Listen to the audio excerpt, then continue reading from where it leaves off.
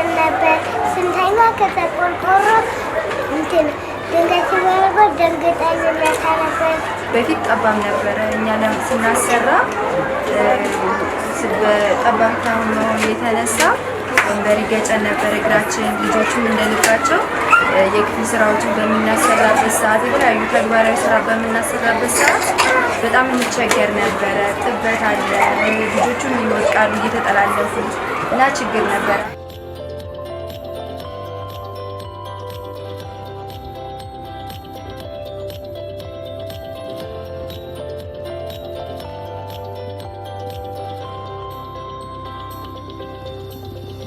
ቻይልድ ሴንተር ሶሻል አካውንታቢሊቲ በጣም እጅግ ዘርፈ ብዙ የሆኑ ስራዎችን ይሰራል። ከዚህም እኛን የሚመለከቱና በቅርበት እኛ የምናያቸው እኛ እየጠቆምናቸው የተስተካከሉ ችግሮች ጥቂት የሚባሉ አይደሉም።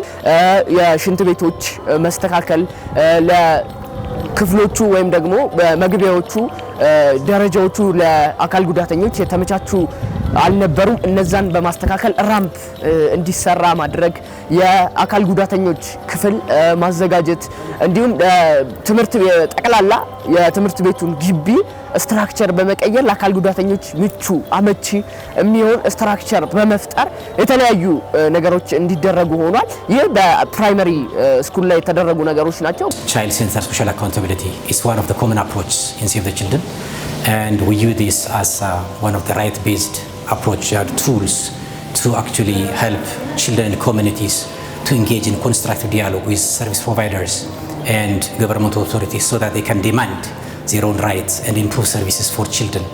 And this is very important tool that actually helped children and communities to actually improve services for children, especially in education, health, protection, and social protection and other services.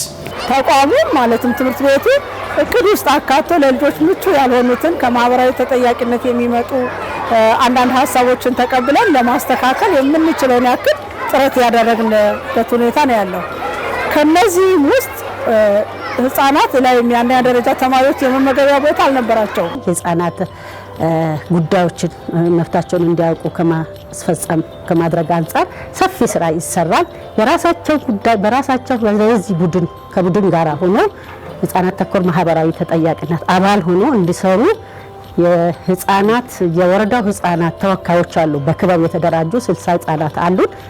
23 አባላትን የያዘ የህፃናት ተኮር ማህበራዊ ተጠያቂነትን እያንቀሳቀሰ ወይም ደግሞ እንቀሳቀስ እያደረገ ይገኛል። ያው ህፃናት ተኮር የሆኑ ስራዎችን ነው የምንሰራ ማለት ነው። ይሄን ደግሞ ስንሰራ እንዴት ነው የምንሰራው?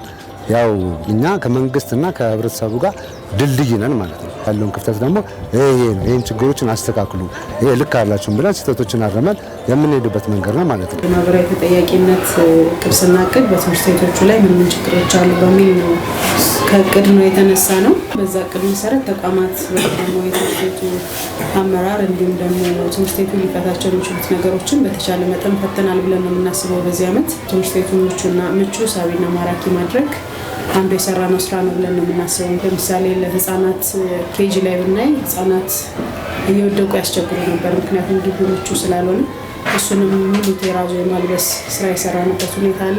Children are the key actors in that because everything what we do is centered around promoting outcome for children. Ultimate end of really child social accountability is to improve outcome for children. So that all children, especially children impacted by inequality and discrimination, have access to service and their rights is actually realized. And then we have the civil society actor, which is a catalyst, and we have the communities, parents, the community leaders, local administrators, and service providers like schools, health centers, and then district and zone and regional authorities. They are part of that process.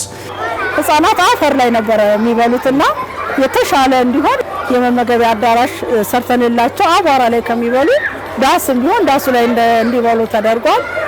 ሁለተኛው በተለይ ሴቶች ተማሪዎቻችን የተለያየ መጸዳጃ ቤት ስላልነበረ አንድ ላይ ነው የሚጠቀሙት። የወንዶችና የሴቶች መጸዳጃ ቤት ከማህበራዊ ተጠያቂነት ኮሚቴ እየመጡ በሚሉን ግን ለይተን ሴቶች ለብቻ መጸዳጃ ቤት እንዲኖራቸው ያደረግንበት ሂደት አለ።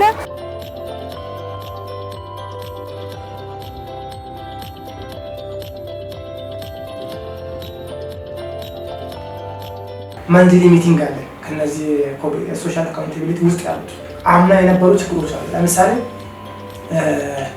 በጆሯቸው ማይሰሙ ሰዎች አሉ።